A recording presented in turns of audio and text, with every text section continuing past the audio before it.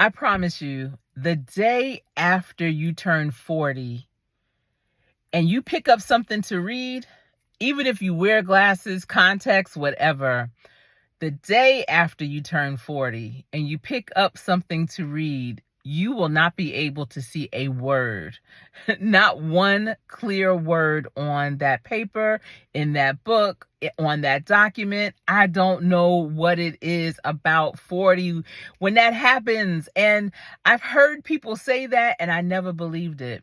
But I'm here to tell you, when you turn 55, 5555 double nickel, it's something that happens with your eyes. I don't know what it is. And I know when you have two of anything, two breasts, two ears, two eyes, two eyebrows, two hands, legs, whatever, they're not a perfect match. They're not identical twins. And people will tell you that all the time. They are fraternal for sure. But here lately, since I've turned 55, my eyes have been giving me some serious challenges. When I go to put eyeliner on, for some reason, my eyelids just are not cooperating. Listen, you would not even believe, but what you see here on my eye, for my eyeliner, most of that is mascara. Because I know that I have puffy eyes. It's hereditary. So if you're saying, well, Coach Sherry, another thing that's showing up even more since you turned 55 are your bags. I've had bags since I was 7 years old. So it is what it is. I get it from my father and I love them and it is what it is, right?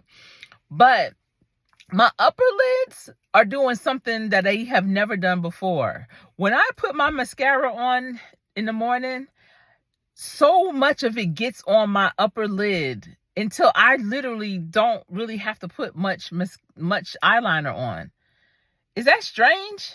The mascara gets onto my eyelids, like right above. And all I have to do with my eyeliner is just like touch it up a little bit. And I'm like, when did this start happening? So I'm trying to keep track of these different types of changes that especially women, and Dion Cole said it best, vintage women, that vintage women, happen upon, that develop over time when they reach a certain age. So like I said, at 40, it's the eyesight. And at 55, it's something with the eye shape, the skin around the eyes, or something. Now, what I will say, I have not started menopause. Y'all, I'm not even premenopausal. And low key, I am afraid to conceive. Let's put it that way, trying to keep it rated PG.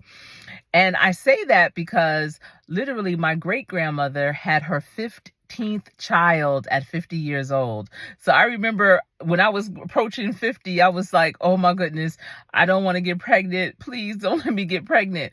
And now that I'm still capable of having a baby, I'm just like, oh my goodness, imagine getting pregnant at 55. What in the world would that be? Y'all, that would be something else, wouldn't it? And I have gone and got the test. I've got blood work, all that, and I am not even premenopausal. It is crazy.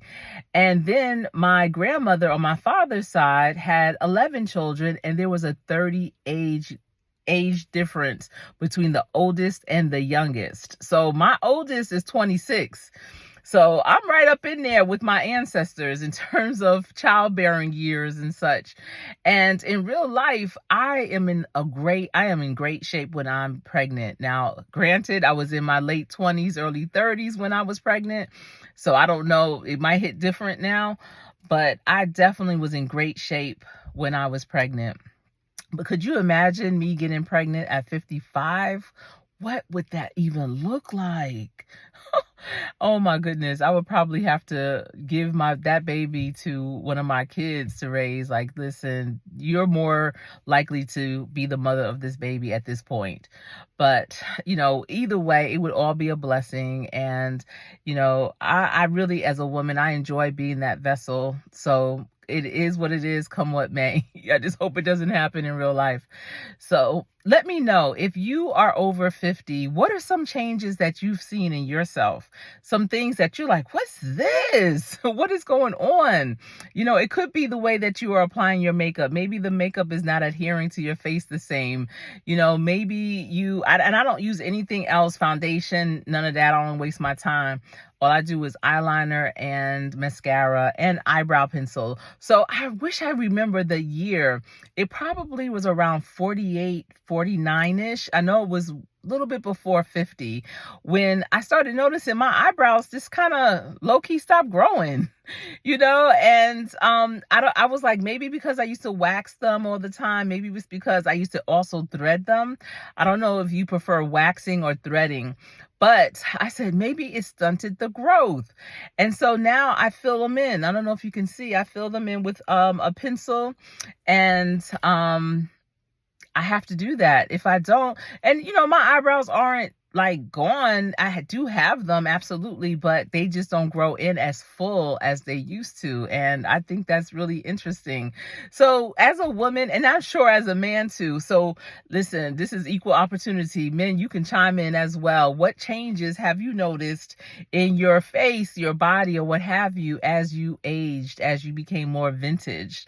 I used to always like to call it seasoned, but I love when Dion Cole said vintage. Vintage is something that's special, something that's classic, something that is, timeless, and it also increases in value as it ages. And I feel like that's what I am. I am vintage. How about you?